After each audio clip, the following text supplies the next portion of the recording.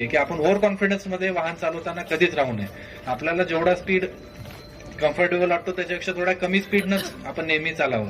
आणि दुसरं वाक्य म्हणजे प्रत्येक अपघात हा टाळला जाऊ शकतो. प्रत्येक अपघात हा टाळला जाऊ शकतो आपण फक्त जर व्यवस्थित काळजी घेतली, सगळे नियमांचं पालन केलं आणि मेन म्हणजे वाहन चालवताना कुठेच आपण जर आपलं लक्ष विचलित होऊ दिलं नाही. बऱ्याच जणांना सवय असते वाहन चालवताना असा काहीतरी मोबाईल धरून गाडी चालवतात, काय त्यांना कौतुक वाटते माहित नाही, किंवा काय असं महत्वाचं त्याच्यात बोलणं असते जे आपल्या जीवापेक्षा किंवा समोरच्या जीवापेक्षा मोठं आहे माहित नाही.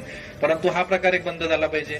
कानात हेडफोन टाकून गाणे सुरू असतात, मागचा हॉर्न ऐकू येत नाही, लक्ष विचलित असतं. अशा परिस्थितीत गाडी चालवल्यावर अपघाताचं प्रमाण निश्चितपणे वाढत असतं.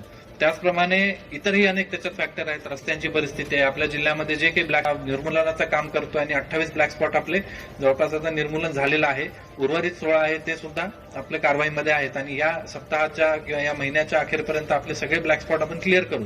परंतु नवीन ब्लॅक स्पॉट आपले तयार होऊ नये हे आपल्यासाठी तेवढंच महत्वाचं आहे.